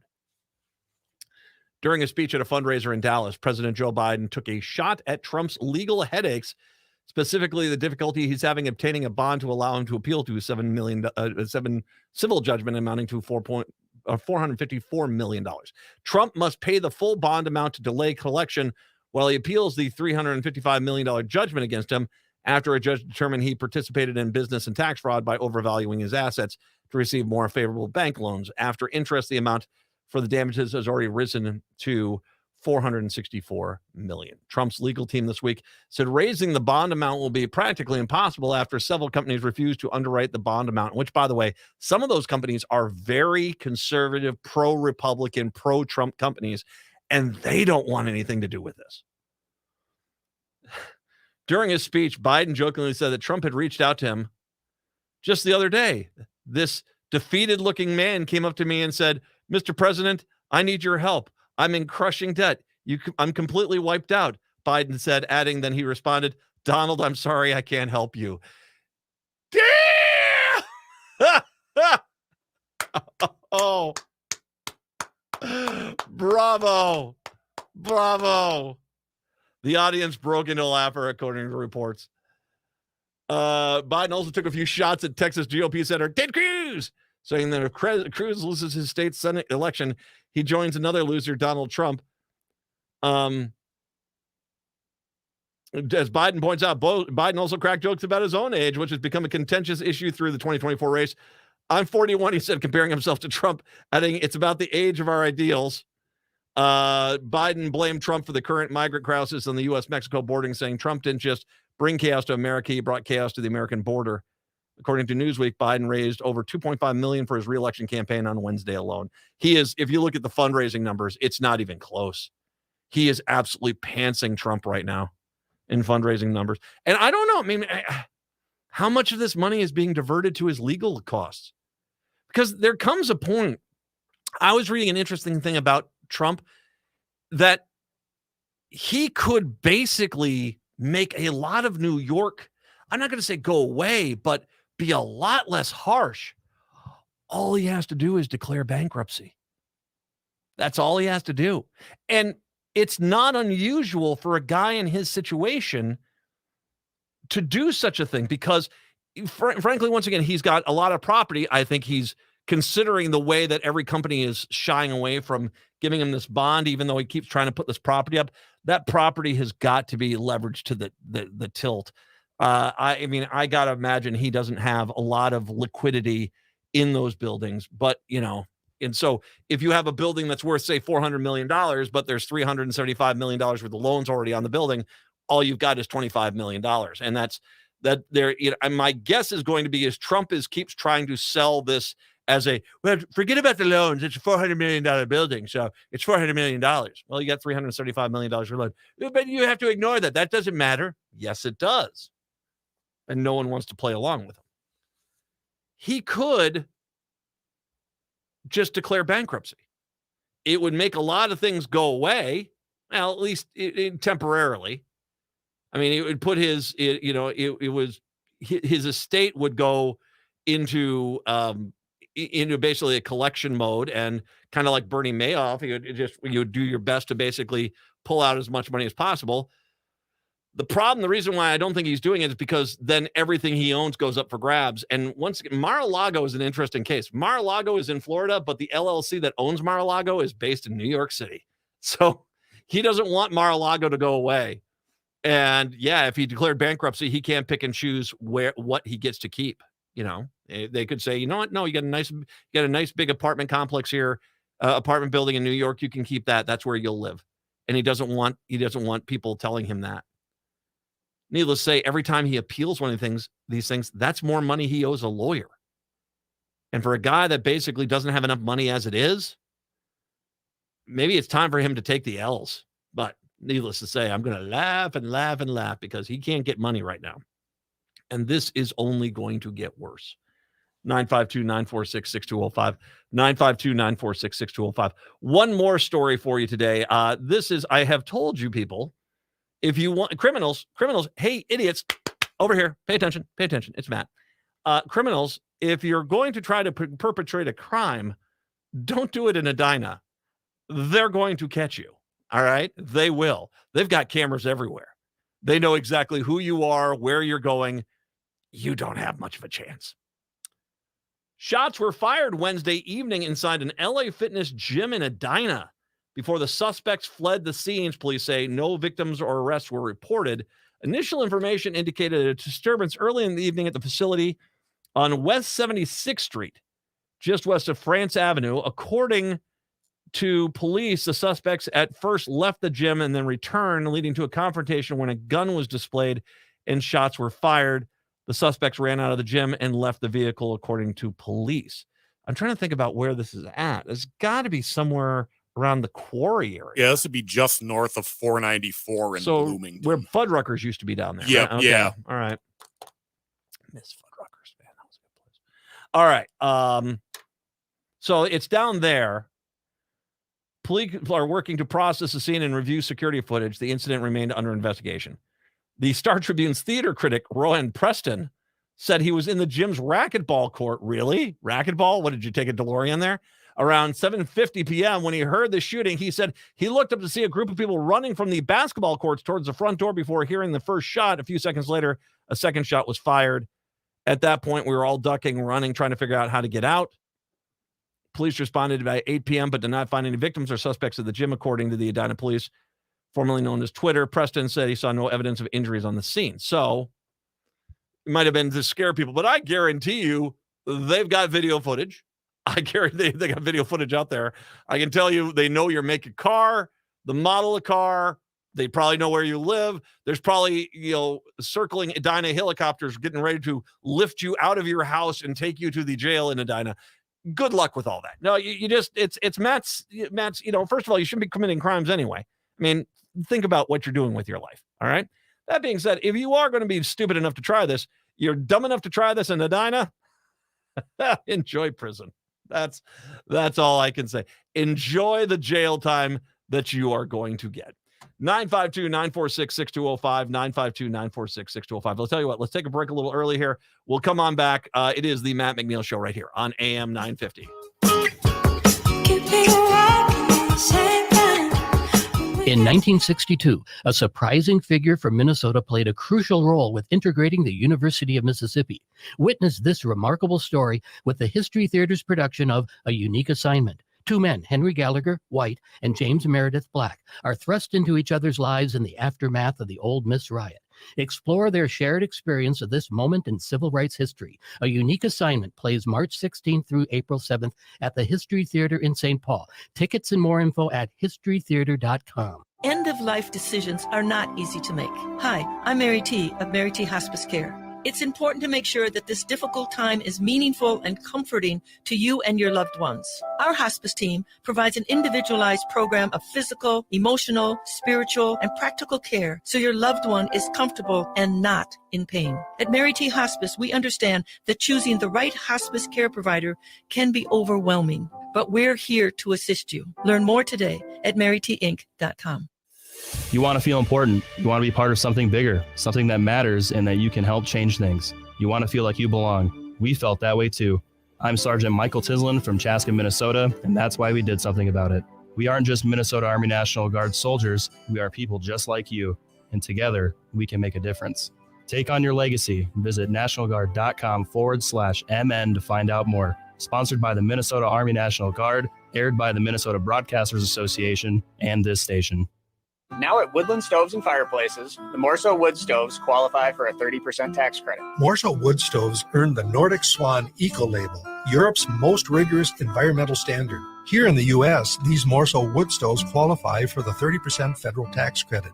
This is a credit of up to $2,000 off your income tax when you install efficient wood heating. Morso wood stoves are known for elegant Danish design. Made of quality cast iron, this is furniture that radiates heat and warmth. Morso brings the tradition of wood heating into the 21st century. Woodland Stoves and Fireplaces has been selling wood-burning products since 1977. Morso is an important part of our diverse selection of fireplace products. We want to make fire work for you. Let us show you how Morso wood-burning stoves can work in your home. Get in touch with the folks at Woodland Stoves and Fireplaces. They are the chimney and installation experts.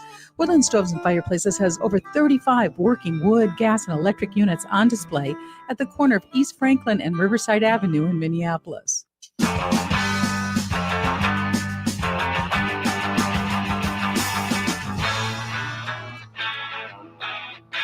AM 950, the Progressive Voice of Minnesota.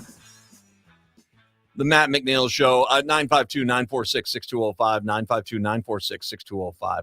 952-946-6205. I first want to reiterate the Dina Winter article.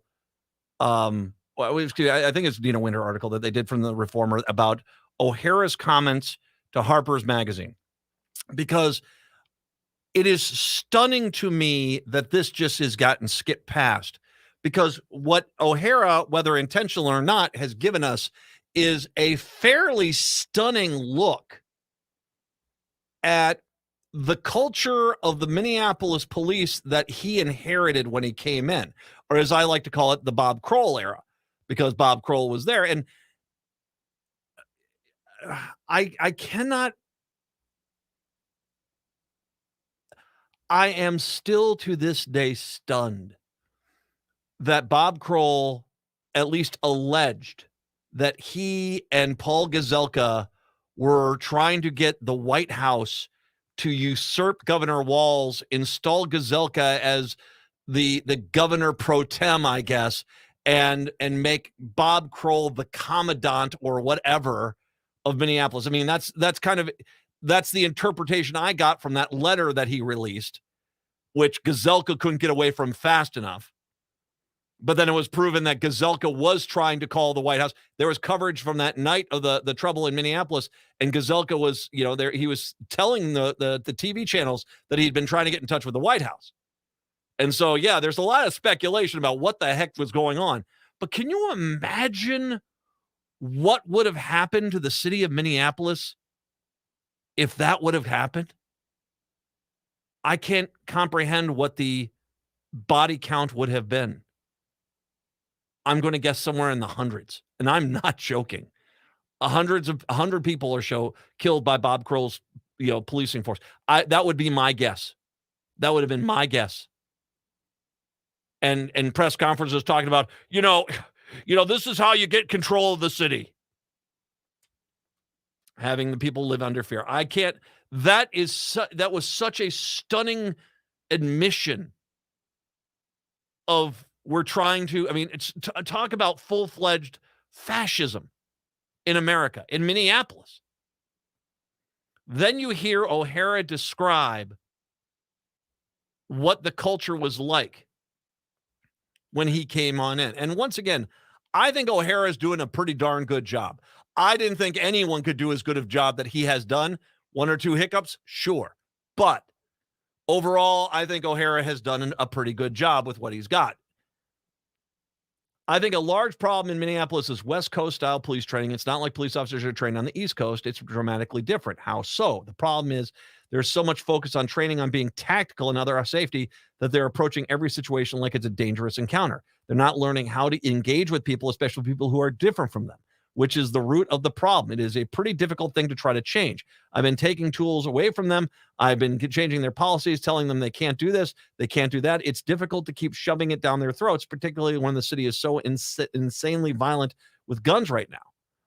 O'Hara talked about his experience getting trained as a Minneapolis peace officer for his peace officer's license. I will never forget some of the stuff I saw when I first went there. There were posters. They were all specific to Minneapolis. These are, once again, these are posters in the training facility about Minneapolis particularly. The images on them were unbelievable. One of them showed a cop being choked while his partner was also being choked at gunpoint. Another said something like, how you train will affect how you perform in combat. Literally, combat was on 2 of these things. God, just insanity. O'Hara then relayed the harrowing firearms training. I'm used to the New Jersey standard where they just train you to shoot center mass. In Minneapolis, they tell you, okay, next one in the head. Why the hell are we training? I added the hell. Why the hell are we training people to shoot someone in the head? And then the hobble restraint came up. There was this one maneuver that I got rid of when I became chief. It was an issue in the trial of Derek Chauvin, the officer who killed George Floyd. It was a restraint technique called the hobble. It's inhumane. It's hog-tying a human being. I stood there looking as they demonstrated it on one another at the academy. I thought it was a joke. Once again, this isn't one thing that they're just talking about doing. They actually had at the academy people training people how to hog tie each other like they're animals. O'Hara was baffled by the widespread use of less lethal weapons, sometimes called rubber bullets, which are at the center of the Jaleel Stallings case. Police were out in the marked van there. We've already gone over Jaleel Stallings and that disaster for the Minneapolis police. The Minneapolis police had a whole controversy in 2020, the riots, and then again in 2021 with the 40 millimeter less lethal rounds that they keep shooting. The way their policy was written, any police officer could use a 40 millimeter gun if they perceived any threat of bodily injury, but under that statute, that could be a paper cut. Fascism on display. And I give a lot of credit to O'Hara for calling this out and talking about the culture that he inherited, which was about looking at the people of Minneapolis and saying, oh, you're the enemy. So, yeah. It's stunning where things are at. But yet yesterday, I also brought up the point about the fact that we in this state, we don't want to talk about what really is going on here, which is we have instantaneous death penalties that can be handed out by police officers. And people don't want to say it like that, but that's the truth. We have determined that a police officer can be judge, jury, and executioner and fire their weapon for a kill shot if they deem it's necessary for anything. They think they have a weapon. They do have a weapon. They have to evict somebody. They have to. There's a warrant out for a minor violation for someone that they pulled over. Anything. That minor violation, that's a death sentence now.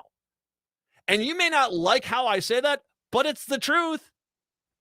We have the death penalty in Minnesota. It's just we have done an end around, and as opposed to us approving this as something in society, which we would never done, we had the Republicans basically give the power to the police to where they can execute anyone they want to at any point. And the only justification they have to put forward is, I was scared. I was so scared. And that's it.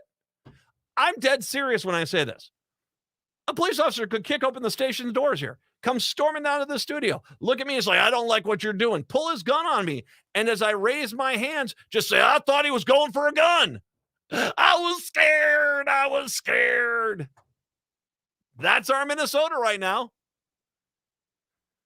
And because of that, that's why I keep saying I don't think Londrigan is going to go to jail for the shooting of Ricky Cobb. I don't think he's going to, because that's the law basically says as long as he was scared, he can shoot and he can hand out an instantaneous death sentence to anyone as long as he was scared. As long as he was scared. The Ramsey County Attorney's Office and Minnesota Attorney General's Office announced Wednesday that no charges will be filed in the St. Paul police officer who killed Yi Zhang last year. Zhang, 65, was fatally shot by Officer Dahir on February 11th. Police responding to the Winslow Commons apartment complex after receiving a call that the resident was threatening people with a knife. When officers arrived, they asked Zhang to drop his knife, and he attempted to as he attempted to enter his apartment. Zhang entered the apartment, which led officers to kick the door open to stop it from closing. Officers ordered Zhang to come out and step back from the door. Zhang then stepped out of the hallway with the knife in hand. At that point, they shot Zhang, and another officer deployed his taser. Yeah, good idea, tasing the dead body. The Ramsey County Attorney's Office and Minnesota Attorney General's Office concluded that the deadly force used was legal under Minnesota's law. This is what I'm saying. This is why Londrigan's not going to go to jail. As long as they perceive a threat. Now, were they wearing body armor? Probably. Was this a 65-year-old man? Yeah, they were young people that are probably, supposed to be, I'm presuming somewhat physically fit. I mean, that's pretty much the standard nowadays for a police officer. They've gone through combat training. They've gone to hand-to-hand training. I imagine they've learned how to defend themselves. And nope, doesn't matter. They can say, "I was scared." Bang, done, dead, instantaneous death penalty. He was holding a knife. Matt. That knife could have been a nuclear bomb, and he could have blown it up and wiped out St. Paul. Thank God they shot that guy, right, Matt? No, he was holding a knife. And that was an instantaneous death penalty in Minnesota. An instantaneous death penalty. The Ramsey County Attorney's Office and Minnesota Attorney General's Office concluded that the deadly force used was legal. The announcement follows the investigation that was conducted by the Minnesota Bureau of Criminal Apprehension and an independent review of use of force by Jeffrey Noble. Noble has reviewed other cases in the Twin Cities where police officers have used deadly force, including in the case of Geronimo Yanez and Derek Chauvin. The BCA presented its findings to the Ramsey County Attorney's Office, which makes the charging decision in the case. Ramsey County Attorney John Choi asked Minnesota Attorney General Keith Ellison to join the review and added a measure of transparency in the commitment to complete the impartial review of the evidence. I'm not saying that Choi or Ellison were wrong. They weren't. The law is written this way. We have police officers can inflict an instantaneous death penalty as long as they feel they were scared. That's the law. We have the death penalty in Minnesota. It's done via badge. Ricky Cobb, they shot him, which once again, that's why it's, when you're sitting there saying, "Stay with me, pal," what are you doing? You shot him. You administered a death penalty. Stop acting like you're trying to save him. The minute that bullet came out of your gun, there was no "stay with me, buddy." You had made the instantaneous decision that he was going to die for convenience. And that's the truth. But once again, Londrigan's not going to be convicted because that's the law. That's the law. He won't be convicted. This guy, this officer, he's not going to jail. He's not even going to go to court. Choi said in a statement that he was deeply saddened that the decision to not file criminal charges may cause pain to Zhang's family and community members who wanted a different outcome. Yeah, sorry, sucks to be you. That's basically the case. Anytime deadly force is used by the government, it's a tragedy for all those involved. It requires If it is, then maybe we shouldn't do that. Snowden Her, founder of the Justice for Yi Zhang campaign, said he was devastated by the decision to not charge the officer. He said waiting for more than a year for the announcement made it even more difficult. Just imagine you're wasting your time and hoping for the best, hoping for justice for Zhang. Harris said Zhang could not hear well and didn't speak English and was unable to understand the officer's commands. But that doesn't matter, does it? Nope. It doesn't matter. He didn't understand the commands the police were giving him. He didn't know what they were saying. He didn't speak English. And he did not hear well. But you see, that's okay. we can still kill him instantaneously, legally. Yesterday, I was talking about in Wilmer, where the guy who they tased as they were evicting him, he died. He's not going to, that officer's not going to be found guilty. He had, a steak knife or a butter knife in his hand, something of that nature. 75-year-old man, 4 police officers all wearing body armor, and they were scared to death. So they shot the taser, and he fell, and it killed him. Because the only thing that matters is, hey, the apartment's open. Eviction accomplished. That guy's gone.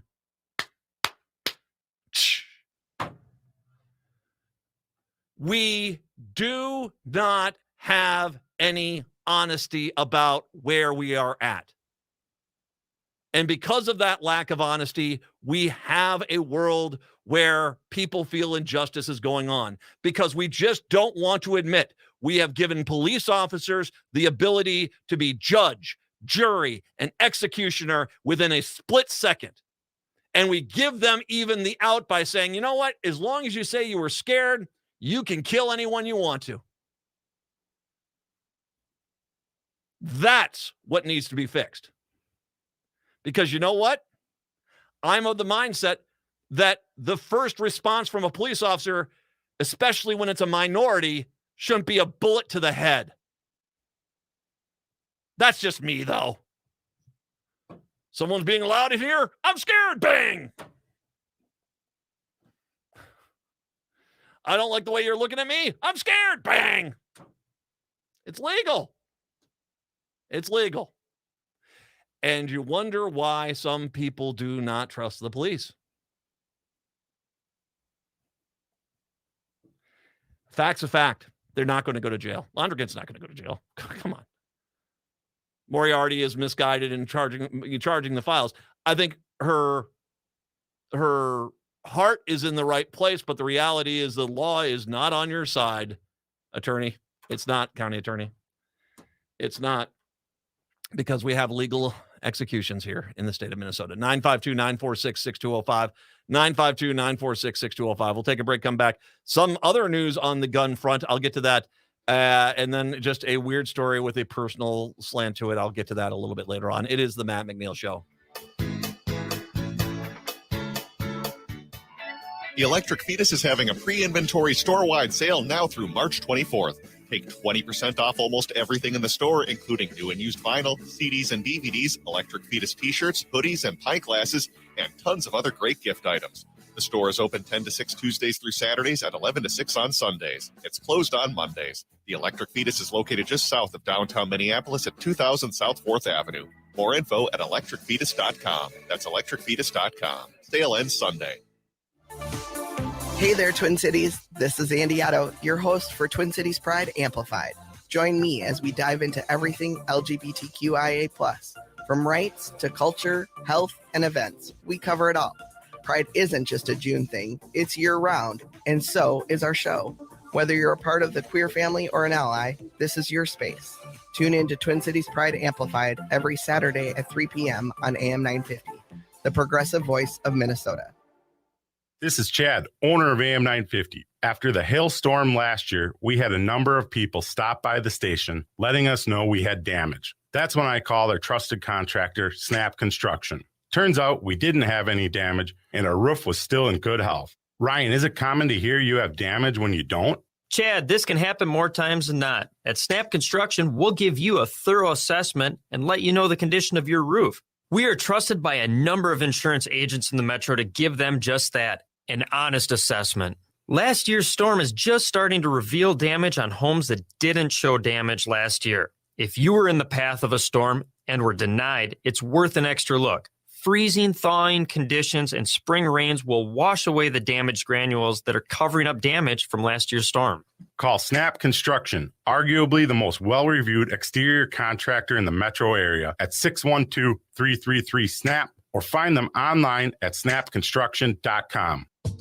Have the best Easter you can with the annual Easter brunch at the Park Tavern. Enjoy Easter ham, roast beef, smoked salmon, and trout, a full breakfast, all the Easter brunch sides, and desserts. Seatings are from 10 until 2 on Sunday, March 31st, and you need reservations. $23.95 for adults, $18.95 for those over 65 and kids under 12, and 5 and under are free. And don't forget the hour of free bowling with every reservation. Call 952-929-6810 on Louisiana Avenue, north of Highway 7 in St. Louis Park. A fun, stress-free Easter brunch is waiting for you at the Park Tavern. With a look at your AM 950 weather, I'm Patrick Lilio. Overnight, heavy snow expected with a low of 26. Then Friday, cloudy with a high of 34. Stephanie Miller and all her friends are coming back to the Pantages Theater in Minneapolis for the Sexy Liberal Comedy Tour on Saturday night, April 13th. Join Stephanie with John Fugelsang, Hal Sparks, and Frangela. Ticket information at am950radio.com. I'm a hog for you, babe.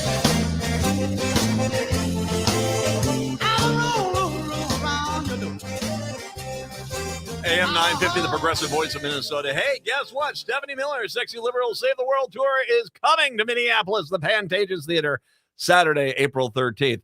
It's Steph, it's Fugelsang, Hal Sparks, Frangela, and you could be going to it too. A pair of tickets right now. Caller number 5. Caller number 5, you're going to get a pair of tickets to Stephanie Miller's Sexy Liberal Save the World Comedy Tour on Saturday, April 13th at the Pantages Theater. A pair of tickets to caller number 5. Good luck. 952-946-6205. 952-946-6205 is the phone number. Good luck there. I want to get to as well, since we brought up the story of the shootings and stuff. Obviously, there's the very tragic shooting that happened in Burnsville. And now we actually have people who are trying their hardest to get this straw purchaser issue settled. The DFL lawmakers are proposing a bill that would increase the penalty for illegal straw purchases and ban certain rapid-fire triggers on firearms. 2 gun measures in response to a man fatally shooting and killing 2 Burnsville police officers and a paramedic last month. The DFL's push follows a House Republican effort to make straw buying a felony last week. Though it was shot down on the House floor, Democrats said the bill first needed a hearing and to go through the conventional legislative process. Representative Kayla Berg, one of my favorites. I love her. She's fantastic. DFLer out of Burnsville is the chief author of the bill that would increase the penalty for buying a gun and knowingly transferring it to someone who is prohibited from having one, known as a straw purchase. The bill would be upgraded the charge from a gross misdemeanor to a felony, which comes with a maximum sentence of 2 years in prison and a $10,000 fine. I do not think that's nearly enough. I think it needs to be a 5-year prison term, at least. I would say 20 even, but that's just me. The bill also bans binary triggers, which fire 1 round when the trigger is pulled and 1 round when it's released, allowing shots to be fired quicker. The bill is scheduled to receive its first hearing today. On February 18th, a man used 2 AR-15 style firearms to kill 3 Burnsville first responders. A federal grand jury indicted the man's girlfriend for making straw purchases of 5 firearms, one of which had a binary trigger. On the man's behalf, which he later used to fatally shoot the first responders. The feds last week stepped in and charged the girlfriend alleging straw buys. She faces up to 15 years in federal prison if convicted.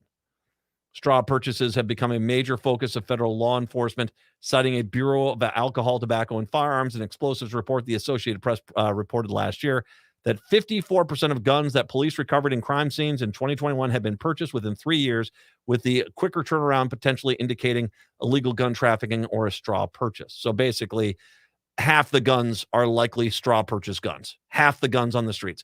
I want to repeat that number because you wonder, like, why are you focused on the guns? Because half the guns used are not being bought by the individual using them. They're being flooded into the streets. And the Republicans know this, but they don't want to stop it because they want everyone afraid all the time.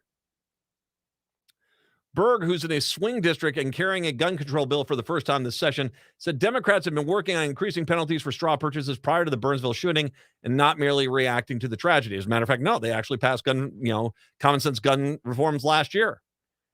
It's really delicate balance between using what happened in my community and presenting a bill about it. We have to have been very intentional in our discussions.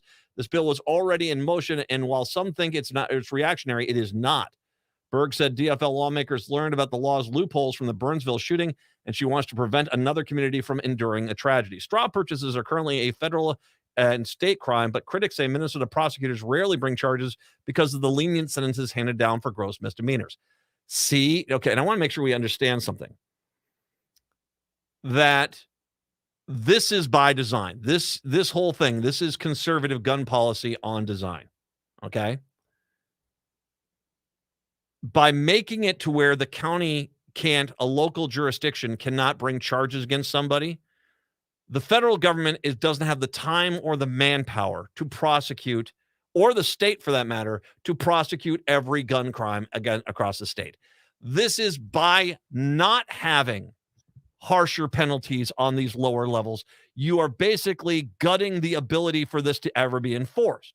This is why you have to be there. Now, I will say this, considering those stories that we saw earlier of the mistreatment of workers in rural Minnesota by their employers and the reluctance of those county attorneys to bring charges, I don't know. I mean, if all of a sudden one of the wealthier people in town's kid is found to have been buying guns and taking them into the city and selling them on the streets, and you have that person dead to rights, it still depends on the county attorney for bringing the charges.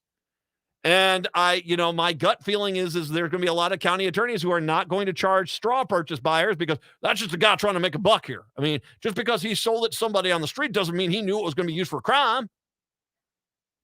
These, of course, are the same exact people who are screaming, of course you need to charge that girlfriend for giving him the guns. How dare you? Exactly. So, no, this is one of those cases where you wonder how they gut this bill. The problem we have when they keep saying is like, we got laws on the books. Yeah, but there aren't nearly enough prosecutors or manpower on the state or federal level to prosecute every gun crime. This now basically brings the county attorneys into play, and you're going to get more prosecutions. Particularly, I can't wait for, my guess is going to be that the counties in the metro are going to start catching people trying to sell guns. And all of a sudden, you're going to get these rural county attorneys calling up, I know you guys are wanting to press charges here, but that's Billy Bob's son. Billy Bob's one of my biggest supporters. And I'll tell you what, I'll have a harsh talking with him. I'll wag my finger and make sure he doesn't think about it again. You can already see that coming. So once again, this is going to be local prosecutors going to be able to bring charges. Representative Kelly Moeller, the DFL from Shoreview, serves as the chair of the Public Safety, Finance, and Policy Committee. She told the Minnesota Reformer that elevating the straw charge to a felony newly empowers county prosecutors to charge them. Last year, the DFL lawmakers passed a provision that would have made straw purchase a felony, but it was removed at the last minute. Moeller said it was pulled because the bill did not receive enough hearings. She also said last year's bill included a high bar for prosecution, requiring that prosecutors prove that someone gave a prohibited gun knowingly. That's a difficult standard to prove. And once again, this is even bills that Democrats put out there. Now, it sounds like there was a procedural problem in getting this passed last year when they passed all the other bills. But, still, I'll say whoever wrote that bill, you can't write it to where only 1% of straw purchases will ever get prosecuted. You have to write it to where if and like I said, it's the difference was that they prove that someone gave a prohibited gun knowingly. That's a difficult standard. And let me go back up here and say what it is. And forgive me, I'm trying to find it here. Is the penalty for buying a gun and knowingly transfer it to someone who's prohibited having one, known as a straw purchase, that would upgrade the charge from a gross misdemeanor to a felony. It also, once again, it basically would if you had reason to believe the person should not have a gun, then that would be the case. So there you go. So it basically makes it to where it's a lot harder for them to merely say, oh, well, we didn't know. You can't really do that anymore. the Berg's bill states a person makes an illegal straw purchase when they know or reasonably should know that the person they give the gun to is banned from having one. There it is. So the bill states, so it's no longer just you have to knowingly giving a gun to someone who is prohibited having one, is that if you know or reasonably should have known that the person they give it to. So that basically you can't say, well, I wasn't fully aware that the person who had gone to prison got a gun. Well, they shouldn't be having a gun if they went to prison. So that's the case. Mueller said that even if a felony straw purchase was in place, they wouldn't have prevented the Burnsville shooting. Here's where it gets somewhat comical. Representative Peggy Scott, Republican from Andover. She is now, this is not comical. She's long worked to make straw purchases a felony. She said passing the bill sooner may have acted as a deterrent. I don't think it would have by any means. Had this law been in place at state level even a year ago, would knowing that the penalties were so strong that you could go to prison and be charged locally within the state of Minnesota, would it have prevented the crime? We're not going to know. But it makes you ask the question. Scott said the attempt to suspend House rules and bring her bill forward last week was a sincere effort to make the law after reading news coverage of the Burnsville shooting. It was sobering to have me read that, knowing that we could potentially save lives. So once again, she says, we can't say for sure, but we would have saved lives. That's where this is just pandering to the bill at this point. And by the way, her bill doesn't go nearly as far as Berg's bill does. So it's kind of like, she was trying desperately to kind of, stave them off the path and try to get a weaker bill put in there, that sort of thing. And by the way, if you are really upset about this, don't you dare look at the Democrats and ask why they haven't gotten more common sense gun bills passed. They did. Your side are the ones we already put this person on. We already see the floor discussion. I don't like dead cops, but if that's a necessity of a fully enforced Second Amendment, well, that's just something we're going to have to take. That's what you're going to hear. That's going to be the argument from the right. So, Peg, I'll tell you what, if it passes unanimously and passes without any Republican speaking up about why we shouldn't do this, I'll concede.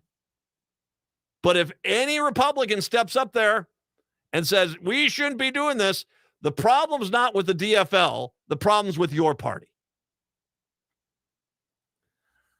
Berg called the recent GOP effort pure theater. She said she heard from some of her constituents who were offended by the GOP move, which they were, because the GOP is not serious about gun control. I'm simply not going to allow what happened in our community to be a narrative for them. There are too many ways that they could have handled it. Berg said the Burnsville community is still reeling from the shooting. She's hoping the constituents will feel heard. We want to do this in the way that honors and happens, but we're absolutely not exploiting it. So, yeah, I think it's a good deal. I think it's overdue. I think you have to really crack down on these straw purchases. And I hope that when it's found someone has been straw purchasing or selling guns illegally, who's, let's just say on theory, a wealthy Republican guy in the rural parts of the state, and the county attorney refuses to charge the felony there, I kind of hope Keith Ellison's office picks up the slack. By the way, Patrick, really quick here, we do have a winner here for our Stephanie Miller tickets, right? Yep, Matt in Minneapolis, congratulations. You're going to see the Sexy Liberal Comedy Tour in April. Congratulations, Matt. Guess what, folks? Not only do I have Stephanie Miller on the show with me tomorrow, I got another pair of tickets to give away tomorrow as well. So listen in the 4 o'clock hour tomorrow for your chance to win tickets to go see Stephanie Miller. That is on April 13th with the Sexy Liberal Tour coming to town. Let's take a break, come back. We'll wrap up the show in just a moment. It's the Matt McNeil Show on AM 950. Would you let animals pick your insurance? Do you really need to experience mayhem to get the best rates? Or how about a celebrity quarterback or fake university saving you money? There's a lot of marketing stunts when it comes to insurance, but what you really need is someone looking out for you. Call Array Insurance, and they will work hard to find you the best insurance coverage and rates. So avoid gimmicks and call Cheryl at Array, 763-504-3067, or arrayinsurance.com. Array Insurance, working hard for you. Turn to Auto Technical with your vehicle donation. Even though Auto Technical is a small nonprofit, we have helped more families with transportation than any organization in Minnesota. Since '94, we have reconditioned donated vehicles so they have a higher tax benefit. Call Richard at 612-919-5526, 612-919-5526, or autotech.org. The vehicle for the Minnesota family is the Toyota Sienna, and the best place to get one is Rudy Luther Toyota in Golden Valley. That's not an opinion, that's a fact. I have 3 kids, and the Sienna hauls all your kids' sports and school gear easily. I can attest they're the safest vehicles, trust me, protecting your most valuable cargo. They're the perfect vehicle for the spring break or summer road trip, and the hybrid model is insanely fuel efficient. And Rudy Luther Toyota has a great selection of new and certified pre-owned Siennas. Get one today. It's my highest recommendation. Rudy Luther Toyota, west of Minneapolis on 394. Think your company's safe? Your staff is working from home, right? As I speak, cyber criminals are mounting attacks across the country. Remember, when we're weakest, cyber criminals attack. Hi, Mark Sommerfeld from Rymark. The Rymark team is guiding our clients through these difficult times. In fact, demand has been so high, we created an easy-to-follow guide. It's yours free. Download our 5 steps to securely work from home now at rymarkit.com or call 651-328-8900 for a no-cost how-to discussion. AM 950, the progressive voice of Minnesota. It's the Matt McNeil Show. So I'm going to bring up a name that's been recognizable in town, longtime radio personality, but yeah. And I'm bringing this up because, for goodness sakes,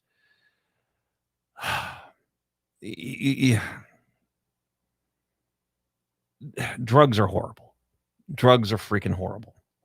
Jeff Dubé, former longtime sports personality in the Twin Cities, is due in court this next week, stemming from the latest of his many drug-related run-ins with the law. He left jail on Wednesday after he was charged in Todd County District Court with felony third-degree possession of a narcotic and driving under the influence of drugs after a state trooper pulled him over in West Union early this month. Charges say he was wearing only a blanket and he was soaked in vegetable oil. Okay. He now lives in Grand Forks, posted bond, and is due back in court on Monday. His attorneys declined to comment about the allegations. According to the charges, on the evening of March 8th, a state trooper saw an SUV traveling erratically before stopping at the West Union Catholic Church parking lot. The SUV then left the parking lot, prompting the trooper to pull the driver over. Dubé explained he was heading to Fargo to get off the freeway in order to get to the Minnesota Gopher hockey game on his cell phone. Beneath the blanket, he was naked. He said he'd been sleeping at a rest stop near Avon earlier. The trooper saw that Dubé was restless, speaking rapidly and sweaty. He explained that he stopped taking his medications. He acknowledged using meth about a week earlier. Dubé got out of his SUV to perform a sobriety testing. It was covered in vegetable oil that came from a bottle he had with him. Apparently, drug smugglers have been known to use various cooking oils to conceal meth as it's shipped. Dubé failed numerous aspects of sobriety testing. His law enforcement search of his vehicle turned up meth and 2 small bottles of adhesive remover. It was suspected that Dubé may have been huffing from those bottles. The charges read while in jail. Dubé acknowledged using meth that morning.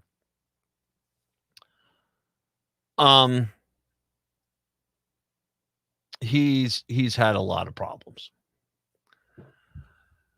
Back when I first came back to the cities after I worked in Ames, Des Moines, one of the part-time gigs I got was filling in on the sports station. And I got to meet Mike Morris was one of the nicest guys I've ever met. They just really nice. Who's their Packers guy they got over there? Dave Sinekin. Sinekin was just a sweetheart of a fella. Just really fun guys to work with. I worked with one other guy over there who is not Dubé, but was the biggest jackass I've ever met in this industry. Hands down. Not a joke. But I did some fill-in stuff over there, and most of those guys were great. I was doing some morning stuff for them, so I got to meet at that point both Paul Allen and Jeff Dubé. Paul Allen was one of the nicest, it could be the nicest human being I've ever met in this industry. Sincere, hardworking, ungodly talented. Holy God, has that guy got more talent than I'll ever dream of having. He sat with me and talked with me, just gave me just was wonderful to chat with him. And I can't tell you, truthfully, down deep in my soul, I am very happy that guy is doing the play-by-play for the Vikes. That guy deserves all the credit he can get. He was just, and he's a rarity. He's just a genuinely nice person. that morning I walked up to Jeff Dubay and I said, Jeff, nice to meet you. Matt McNeil. He says, why would I ever shake the hand of a part-time fill-in guy? And he walked right past me. I thought he was just kind of a jerk. And now I realized back then that he was having drug problems. And they are not getting any better. I don't know why we've had so many cases of people that are adults that are having trouble with drugs, but for God's sakes, it will destroy you. It will destroy everything about you. It will destroy your family. It will destroy you. I hope he finally gets the help he needs. I hope maybe we're close to rock bottom. I don't know. But it's just heartbreaking to see once again another story of how drugs just basically derail people's lives. That's hard. That is hard. Native Roots Radio is coming up next. Have a wonderful day. We're back tomorrow. Till then, see ya. Hi, my name is Katty from Minnesota Recovery Connection.